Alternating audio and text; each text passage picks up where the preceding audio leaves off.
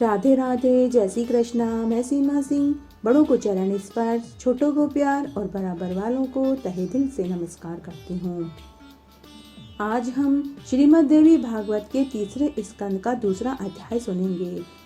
इस अध्याय में ब्रह्मा जी का भगवती के चरण नख में समस्त देवता लोक आदि को देखना और भगवान विष्णु, भगवान शंकर और ब्रह्मा जी के द्वारा भगवती जगदम्बिका की स्तुति करने का वर्णन आएगा। आइए अब हम इस महात्म्य को सुनकर पुण्य लाभ कमाते हैं। ब्रह्मा जी कहते हैं कि इस प्रकार बताकर भगवान विष्णु ने फिर कहा कि हम लोग बारंबार प्रणाम करते हुए इन भगवती के पास चलते हैं। ये परम आदरणीय महामाया हमें अवश्य वरदान प्रदान करेगी। इनके निकट चलकर निर्भीक होकर हम इनके चरणों की उपासना करते हैं। द्वार पर रहने वाले द्वारपाल हमें रोक देंगे तो हम वहीं ठहरकर सावधानी से इनकी स्तुति करना शुरू कर देंगे। ब्रह्मा जी कहते हैं कि इस प्रकार भगवान विष्णु के कहने पर मुझे और शंकर भगवान को प्रसन्नता हुई। भगवती माँ के पास जाने का हम लोगों ने सहर्ष स्वीकार कर लिया। हमने कहा हाँ, चलना चाहिए। इस प्रकार श्री हरि से कहकर हम सभी, मैं, विष्णु और शंकर तीनों द्वार के पास जाकर विमान से नीचे उतर गए। जब देवी ने हमें सभी को द्वार पर देखा तो वे मुस्कुराकर हंसने लगी और तुरंत हम तीनों को स्त्री बना दिया। हम उत्तम आभूषणों से अलंकृत रूप वाली युवती बन गए। अब हमारे आश्चर्य का पार नहीं था। फिर हम उस देवी के निकट चले गए। हम स्त्री रूप में थे। मनोहर रूप वाली वे देवी यहाँ हमें अपने चरणों के पास देखकर प्रेम पूर्वक दृष्टि से निहारने लगी। हम भगवती को प्रणाम करके उनके पास बैठ गए और एक दूसरे को देखने लगे। हमारा रूप स्त्री का बन चुका था। शरीर पर सुंदर आभूषण थे। हमें वही एक वाद पीठ दिखाई पड़ा। वह अनेक मणियों से सुशोभित था। करोड़ों सूर्यों के समान उससे आभा निकल रही थी। मैं, विष्णु और शंकर तीनों वहीं रुक गए।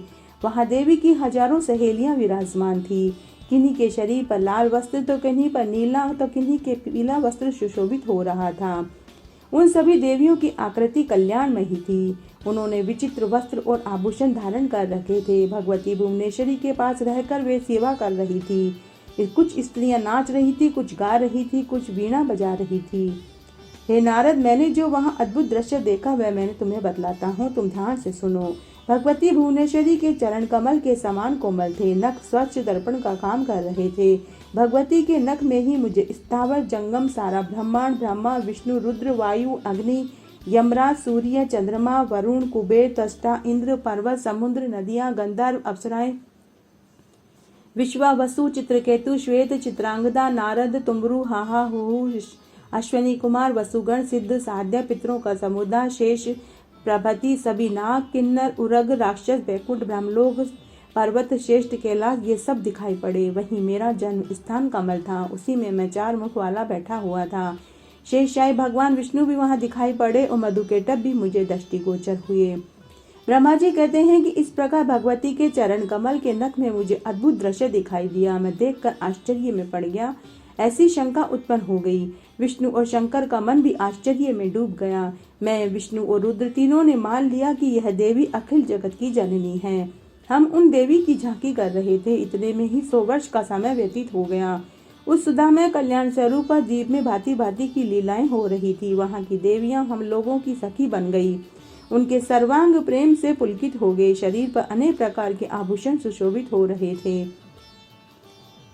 उनके सुंदर भावों को देखकर हम सबको अपार हर्ष हुआ। स्त्री वेश में परिणित श्री विष्णु समय अनुसार उन भगवती भुवनेश्वरी की स्तुति करने लगे। भगवान विष्णु बोले कि हे प्रकृति देवी को नमस्कार है, भगवती विद्यार्थी को नमस्कार है, जो कल्याण स्वरूपिणी है, मनोरथ पूर्ण करने वाली है, वृद्धि और सिद्धि स्वरूपा है। उन भगवती को बारंबार नमस्कार है, जो संसार की उत्पत्ति, स्थान तथा सृष्टि, स्थिति, संहार, अनुग्रह, तिरोभाव स्वरूप 5 कृत्यों का विधान करती हैं। उन भगवती भुवनेश्वरी को नमस्कार है। हे माता, मैं जान गया हूँ यह संपूर्ण संसार आपके भीतर विराजमान है। इस जगत की सृष्टि और संहार आप ही करती हैं। आप ही व्यापक माया इस संसार को सजाती हैं। अब मैंने आपका पूर्ण परिचय प्राप्त कर लिया है। आप अखिल जगत की जगन्माता हैं, इसमें कोई संदेह नहीं है। आप समय समय पर चेतन पुरुष को इसका विस्तार दिखाती हैं। 16 अवसाद तत्वों से आपका विग्रह हुआ है। हमें इंद्रजाल की भांति आपका साक्षात्कार होता है। ये निश्चय है कि आप मनोरंजन के लिए लीला कर रही हैं। आपकी शक्ति से वंचित होने पर भी कोई भी वस्तु अपने रूप में प्रतीत नहीं होती। आप अखिल विश्व में व्याप्त होकर विराजमान हैं। यदि आपकी शक्ति अलग हो जाए तो जगत की व्यवस्था करने में पुरुष को सफलता मिलना असंभव है। आप अपने प्रभाव से संपूर्ण संसार को संतुष्ट करने में लगी रहती हैं। हे देवी, प्रलयकाल के समय आप संसार को भक्षण कर लेती हैं। हे भगवती, आपके वैभव के चरित्र को कौन जान पाया है। हे माता, आपने मधु केटव के चंगुल से हमारी रक्षा करी, आपकी ही महान कृपा है। हे माता, मैं, शंकर और ब्रह्मा भी आपके अचिंत्य प्रभाव से अपरिचित हैं। तब दूसरा कौन जान सकता है। आपके नख दर्पण में हमें कितनी झांकी देखने को मिली। हे देवी, हमने इस लोक में दूसरे लोक ही ब्रह्मा, विष्णु और शंकर देखे हैं। सब में वैसी ही असीम शक्ति है। हे देवी, आपके इस फैले हुए अचिंत्य ऐश्वर्य को हम कैसे जान पाते। हे माता, चरण कमलों में मस्तक झुकाकर मैं आपसे यही मांगता हूँ कि आपका यह रूप निरंतर हमारे हृदय में इसी तरह बसा रहे। मेरे मुंह से हमेशा आपके नाम का संकीर्तन होता रहे। मेरे नेत्र आपके चरण कमलों की झांकी देखते रहें। मेरे प्रति आपका यह भाव हमेशा सेवक की भांति रहे और आप स्वामिनी बनी रहें। हे माता, पुत्र की भांति आप सदा मेरे हृदय में विराजमान रहे। हे जगदम्बा, आप जगत के संपूर्ण प्रपंच को जानती हैं, क्योंकि सारे ज्ञान की अंतिम सीमा आप ही हैं। मैं आपसे निवेदन करता हूँ कि हे भवानी, जो उचित है वही करो। आपकी इच्छा के अनुकूल ही सारे कार्य होवें। मैं, ब्रह्मा, शंकर, हम सभी आपकी कृपा से विद्यमान हैं। हमारा आविर्भाव और तिरोभाव हुआ करता है, लेकिन आप नित्य हो, जग जननी हो, प्रकृति हो, सनातन देवी हो, बुद्धिमान मनुष्यों की बुद्धि, शक्तिशाली जनों की शक्ति भी आप ही हो, कीर्ति, कांति, कमला भी आप ही हो। कभी आपका मुख मलिन नहीं होता। मुक्ति देना आपका स्वभाव है। मृत्यु लोक में पधारने पर भी आप सदा विरक्त रहती हैं। वेदों का मुख्य विषय गायत्री आप ही हो। स्वाहा, स्वाधा, भगवती, ओम सभी आप हो। ब्रह्मा जी कहते हैं कि देवाधिदेव भगवान विष्णु ऐसे स्तुति करके चुप हो गए। तब महाभाग शंकर जी ने नम्रता पूर्वक योग माया के सामने उपस्थित होकर कहा कि हे देवी, यदि महाभाग विष्णु तुम्ही से प्रकट हुए हैं तो उनके बाद उत्पन्न करने वाले ब्रह्मा भी तुम्हारे ही बालक हैं। फिर मैं तमोगुणी लीला करने वाला शंकर क्या तुम्हारी संतान नहीं हूँ? अर्थात मुझे भी उत्पन्न करने वाली आप तुम ही हो। शिवे, संपूर्ण संसार की सृष्टि करने में तुम बड़ी प्रचुर हो। माता, पृथ्वी, जल, पवन, आकाश, अग्नि, ज्ञानेन्द्रिय, कर्मेंद्रिय, बुद्धि, मन, अहंकार, ये सब तुम ही हो।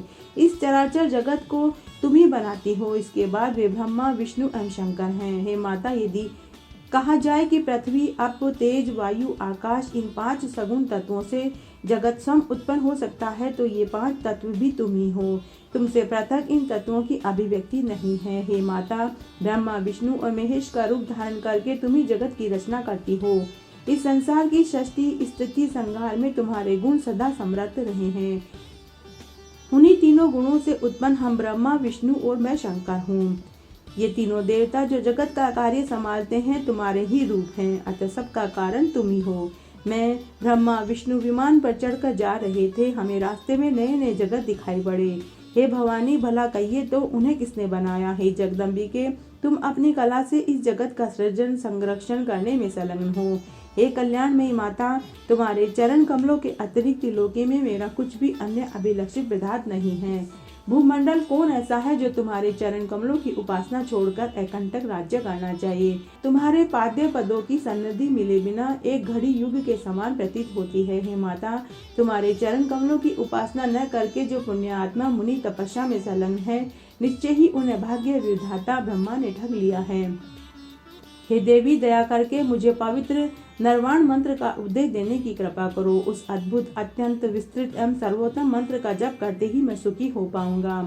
ब्रह्मा जी कहते हैं कि अद्भुत तेजस्वी भगवान शंकर की स्तुति करने पर भगवती जगदम्बिका ने नरवाण मंत्र का उच्चारण दिया। उसे सुनकर महादेव जी को अपार हर्ष हुआ। भगवती के चरणों में मस्तक झुकाकर वे वहीं बैठ गए। कामना पूर्ण करने वाले एवं मोक्षदायी उस नवा अक्षर मंत्र का जप प्रारंभ कर दिया। बीज मंत्र के साथ उत्तम रीति से उच्चारण करते हुए वे जाप करने लगे। जगत का कल्याण करने वाले भगवान शंकर को ऐसा करते देखकर मैं भी महामाया जगदम्बिका के चरणों में गिर पड़ा और मैंने बोला कि हे माता, तुम अखिल जगत की सृष्टि करने वाली शुद्ध स्वरूपा हो। वेद तुम्हारे ऐसे रूप की कल्पना करने में अकुशल है, सो बात सही है। सारे यज्ञों में तुम्हारे स्वाहा का नाम का उच्चारण किया जाता है। त्रिलोकी में कोई भी वस्तु नहीं जिसको तुम नहीं जानती हो। इस सारे अद्भुत ब्रह्मांड की रचना करने वाला केवल मैं हूँ। मेरे सिवा त्रिलोकी में शक्तिशाली दूसरा कोई पुरुष नहीं है। मैं निसंदेह धन्यवाद का पात्र हूँ, क्योंकि मैं सर्वोपरि ब्रह्मा जो ठहरा, यह मेरा अभिमान है। आज मैं तुम्हारे चरण कमलों की धूलि प्राप्त करके वास्तव में धन्य हो गया हूँ। तुम्हारी कृपा से मुझे यथार्थ का ज्ञान प्राप्त हो गया है। तुम संसार का भय दूर करने में बड़ी निपुण हो। मुक्ति देना तुम्हारा स्वभाव है। मैं तुम्हारा आज्ञाकारी सेवक हूँ, यह बिल्कुल सही कह रहा हूँ। अब मेरी रक्षा करो। जो तुम्हारे पावन चरित्र को पूरा नहीं जानते वे मानव मूर्ख हैं। जिन्हें तुम्हारा प्रभाव ज्ञात नहीं है वे जन स्वर्ग की कामना भी नहीं कर सकते। संसार के सृजन की लीला करने के लिए तुमने मुझे ब्रह्मा के पद पर बैठाया है।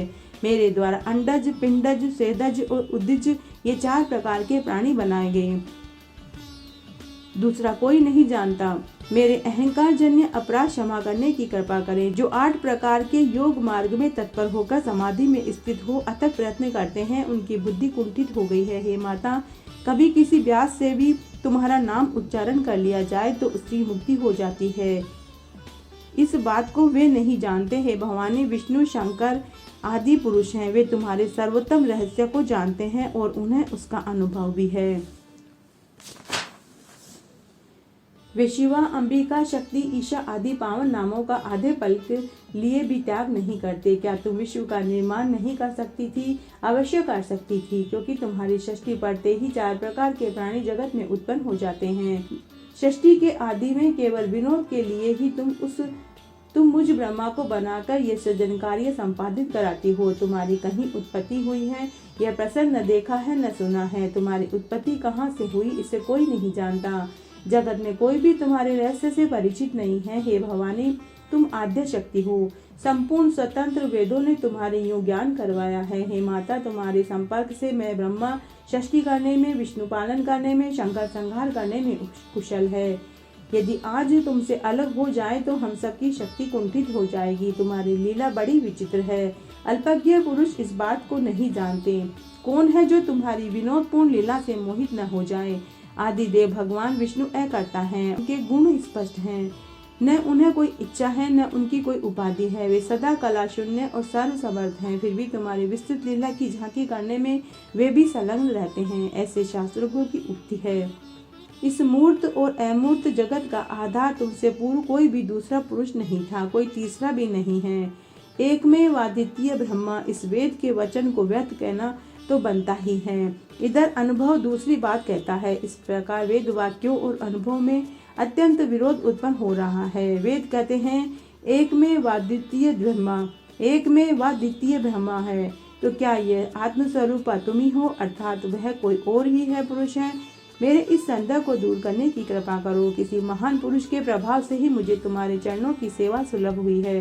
तुम स्त्री हो पुरुष हो, यह रहस्य भी मुझे बताओ। इस तरह आज मैंने आपको श्रीमद् देवी भागवत महापुराण के 3 स्कंद का आगे का महात्म्य सुनाया। मेरे साथ बने रहने के लिए आपका धन्यवाद। आगे के महात्म्य के लिए भी आप इसी तरह मेरे साथ बने रहें। धन्यवाद।